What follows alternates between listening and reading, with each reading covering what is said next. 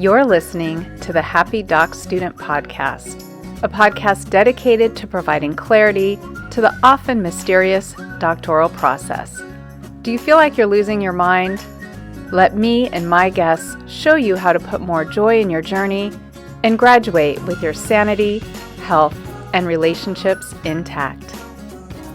I'm your host, Dr. Heather Frederick, and today I'm hanging out with Dr. Bijoy John. Dr. John is a board-certified physician, sleep specialist, and affiliate assistant professor at the University of Tennessee Health Science Center College of Medicine. He is the founder and medical director of Sleep Wellness Clinics of America and founder of Sleep Fix Academy, which offers online courses, podcasts, and other resources to improve sleep quality. He is also the author of Nobody's Sleeping, 7 Proven Sleep Strategies, and I'm so excited to have him on and help us all sleep better. Dr. John, welcome to the show. Well, Heather, great being here today. So let's talk about sleep and everything else. Let's talk about sleep. Well, before we jump into some strategies that I'm sure the listeners cannot wait to try out, why don't you just explain to the audience how it is that you became interested in helping people sleep better? Yes. Sleep is the superpower, right? Once you discover that, you can be the better version of yourself. So my mom taught me how to sleep. She put me to nap. She had a schedule. She got it all right long time ago. So, but unfortunately in med school, nobody sleep. The knowledge was not great there. But then I came to know if I rest better a week prior to my tests or any exams, I actually did better. So I kind of like had that foundation that, hey, we need to sleep better before the exam. So I got that. Then mom passed away. I couldn't sleep. Then I started my new business. Throughout, I suffered from insomnia, but I was able to find it, how to get better. So I formed the 7 proven sleep strategies. I've implemented it to several of my patients, hundreds of them over the years. I've been doing this for 25 years, but it has taken me up to 25 years to perfect this. So my daughter is a graduate student. She calls me, periodically I did this. So I'm able to find the mistakes in it. Then she tells all her friends and they do the journaling and they do the sleep questionnaire. They when I go and visit with all my friends, Dr. John, thank you for helping us. So it works. It's worked for everyone else. It works for me. It works for my patients, my family. So I'm ready to share it with the world. I was thinking before we hopped on the call, you must be the most popular person at a cocktail party because I don't know anyone who doesn't want to know how to get better sleep because you're right. It is like a superpower. If we're well rested, life just flows with grace and ease. Is that true? Yes. Ever since I wrote this book, it has gotten over the top. This is all the conversations, So I just want to share this joy because it's like our brain is like a supercharged computer, but needs rest. So by compromising on your sleep and trying to work, that doesn't cut it. By resting and working more energized the next day, it does well. See, even the title of my book called Nobody's Sleeping, I woke up one morning and that came out of my head. So a lot of good things happen in your sleep. We heal in our sleep. It's great for mental health, physical health, emotional health, sexual health. It's the key that we hold within ourselves. It's free. We can all have it. It's like the magic bullet. And research shows most of us aren't sleeping well. It's the first thing we let go, right? We feel so busy. There's so much to do. Next thing you know, you have days on end where you're maybe only sleeping 4 or 5 hours a night, or you try to get to bed early. You toss and turn. You wake up in the middle of the night. So I'm curious. It's such a big topic. When you want to help someone sleep better, where do you start? Let's discuss my strategies because all the problems happen. You're not sleeping well anyway, right? So let's start there. So I want all your viewers to take it down. This really works. Take a piece of paper and write this down or put it on your computer.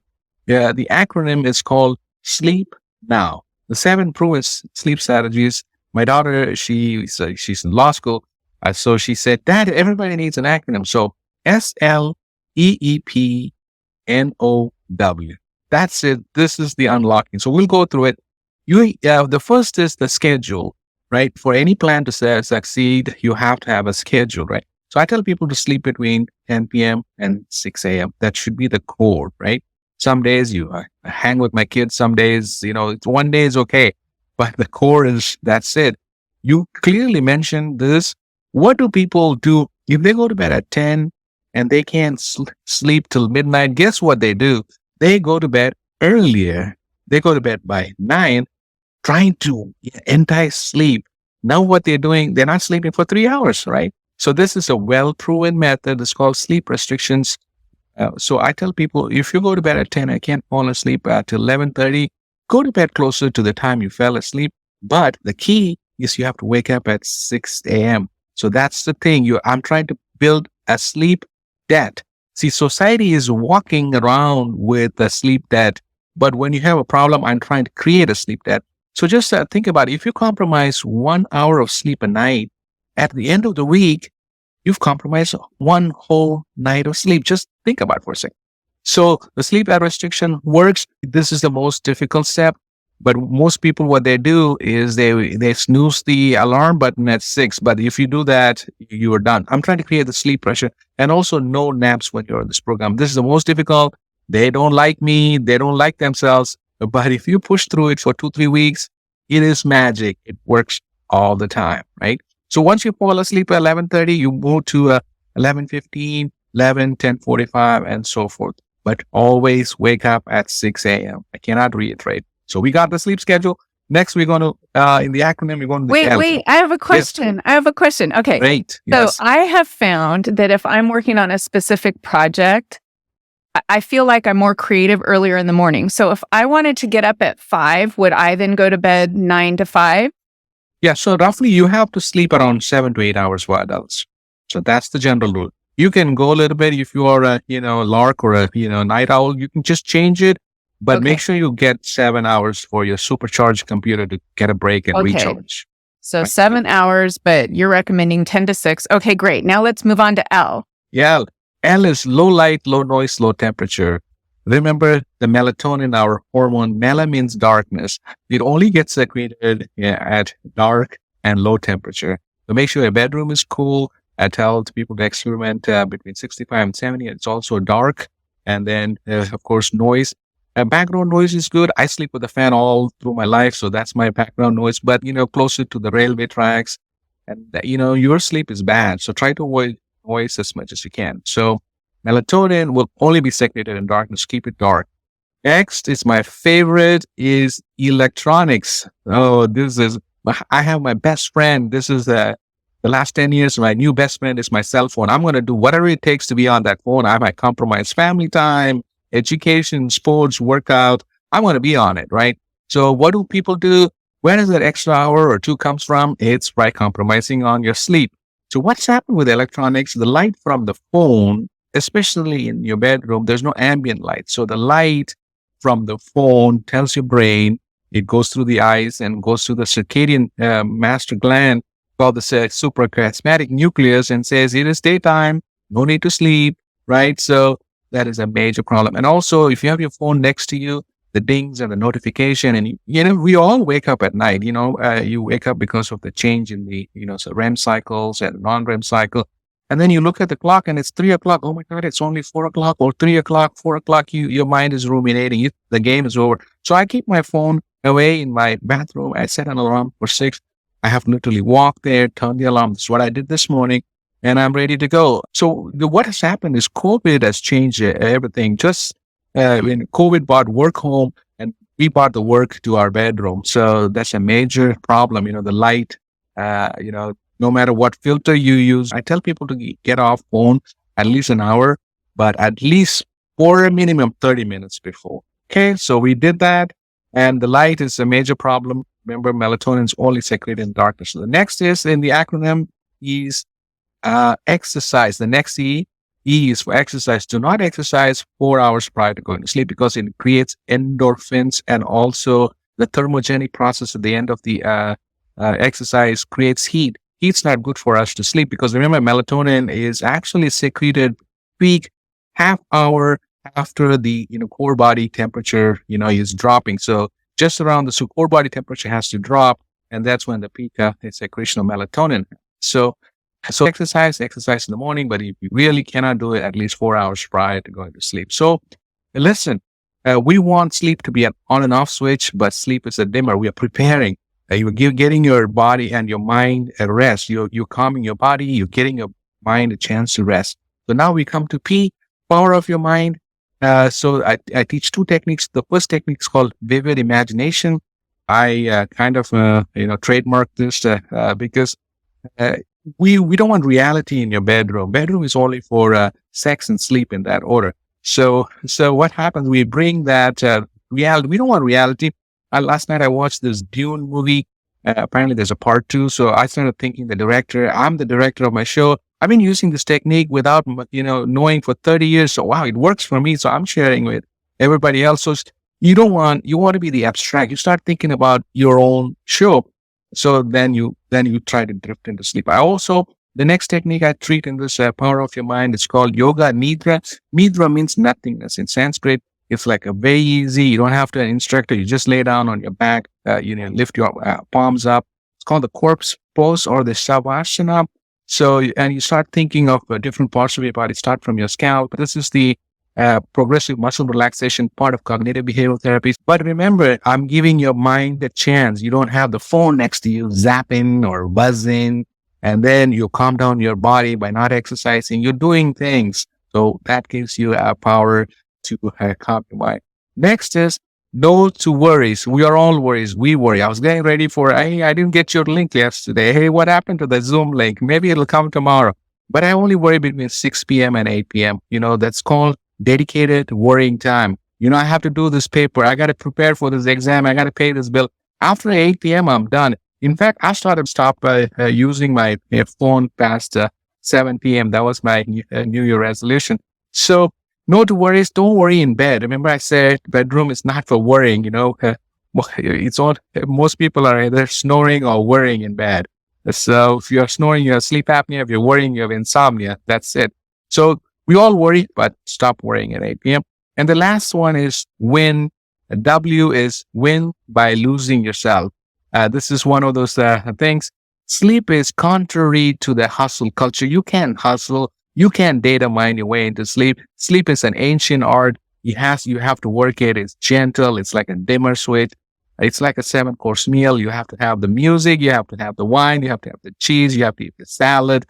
And you can't go to the big dinner, the big meat portion. You have to work your way. There's no other way. Sleep is like the screen. You go into the airport. You have your phone with you. It's going to zing, bing. If you have a belt, it's going to zing. You have to be completely empty in your mind and your body, and then you get into the bedroom. So the entrance to the bedroom should be that sleep screening, the screening device in the TSA scanner. So when you enter the bedroom, you no phone. Comfortable clothes, your body is less of worry. So that's the Sleep Now acronym. The subtitle of my book is The 7 Proven Sleep Strategies.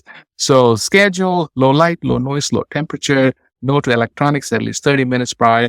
Next is no to exercise 4 hours prior, powering off your mind. No to worries, and win by losing. So that's the thing. I've perfected this art for the last 25 years, and I'm ready to share it with the world. Heather, that's it. The world would be such a different place if we took sleep seriously. I'm just thinking everything that you just went over, how much I would have loved to share this with my kids when they were in middle school. Oh. That's when they were first really getting into electronics and things like that. They're in college now, so I can't wait to send them this episode when it comes out. But this idea of a dimmer switch, needing to transition from work, life, all the things we do, to this coveted, precious thing that we need as humans called sleep. And some of the things that you talked about that I hadn't really thought much about before, I know about the light. Mm-hmm. I know I keep my electronics somewhere else. Discovered yoga nidra when I was going through menopause and I had insomnia. And listeners, if you have not checked out yoga nidra, and people think yoga, but I'd be moving. But no, yoga nidra, you're not moving. You're not moving your body. It's awesome. This idea, though, that was new to me was giving yourself a dedicated time to worry. Oh, fantastic, right?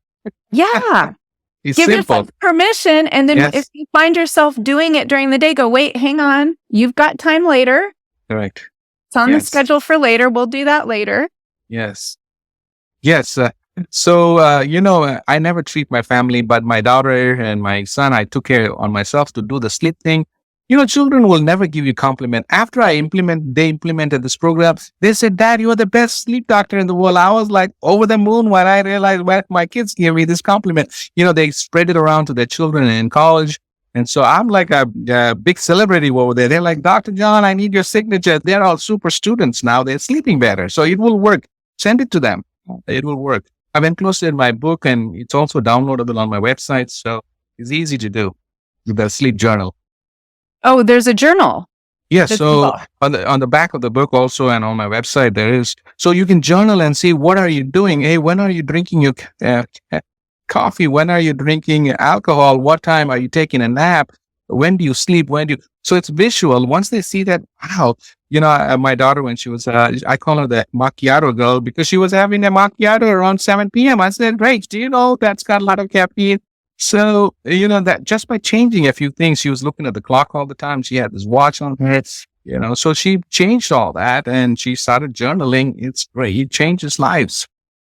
Many guests have brought up how important it is to actually put pen to paper Yes. and notate where you're spending your time, what it is that you're doing or eating, because it can be very eye-opening. Sometimes we don't realize, Yes. oh, maybe I'm not hydrating during the day, or I am having coffee after 2. When did that happen? I usually only drink coffee in the morning, or wait, something changed at work and now I'm exercising in the evening.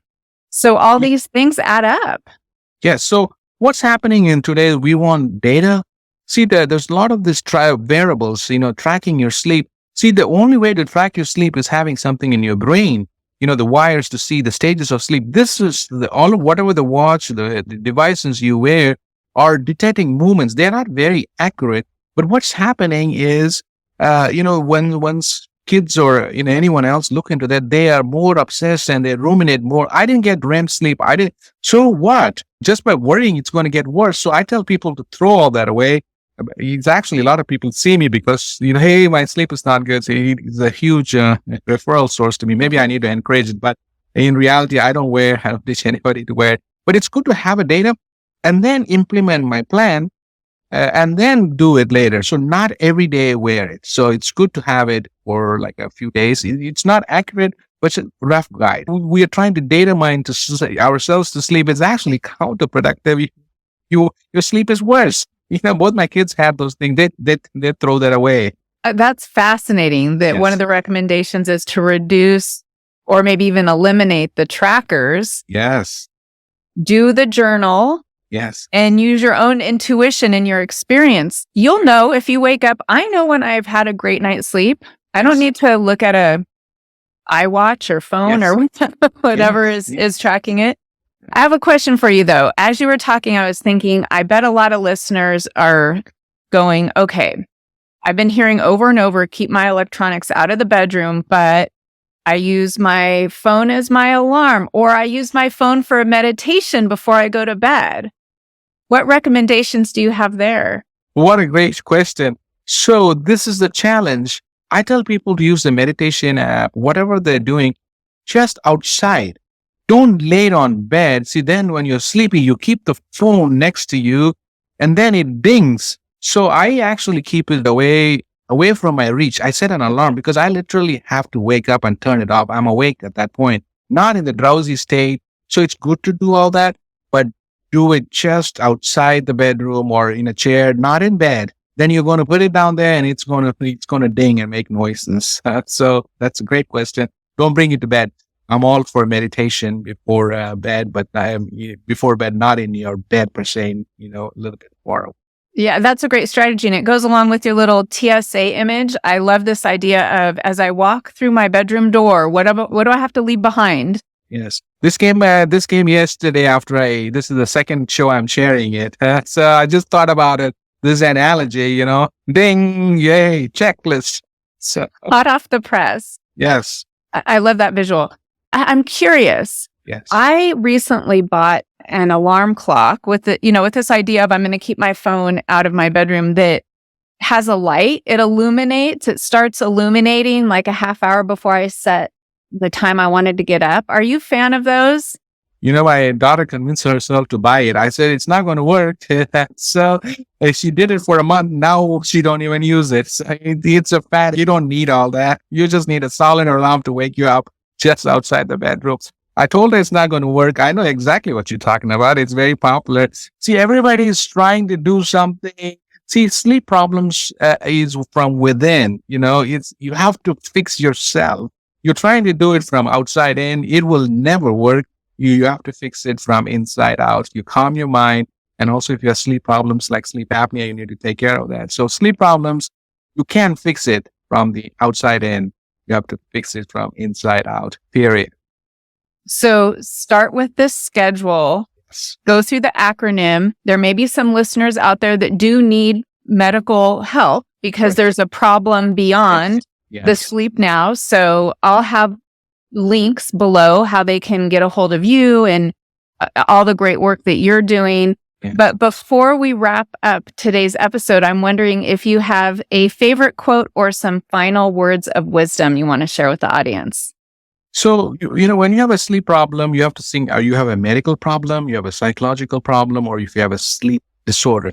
So, sleep and anxiety and depression is a vicious cycle. If you have a lot of anxiety and depression, you have to attack it from both sides. If you have medical problems like sleep apnea, diabetes, you wake up many times to pee at night, that affects your sleep. If you have heart failure, COPD, you're not breathing well, you have to address all that.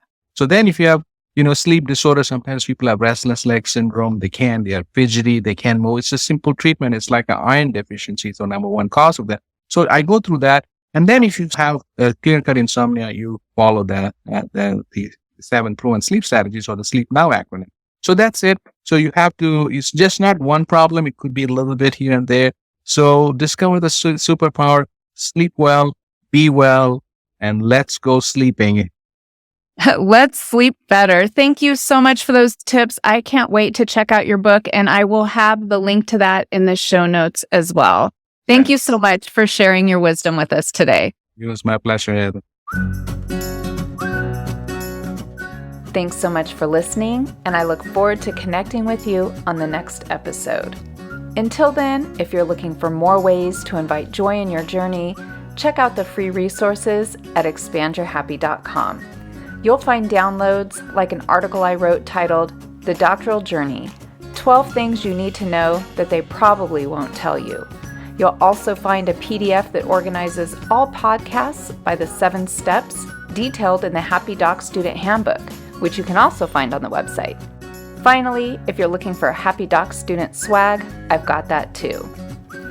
Don't forget to subscribe to the podcast and YouTube channel, and if you want to make my day, rate and review so that together we can change the way doctoral education is delivered and experienced. Hey, one more thing. Just a quick reminder that the information, opinions, and recommendations presented in this podcast are for general information only.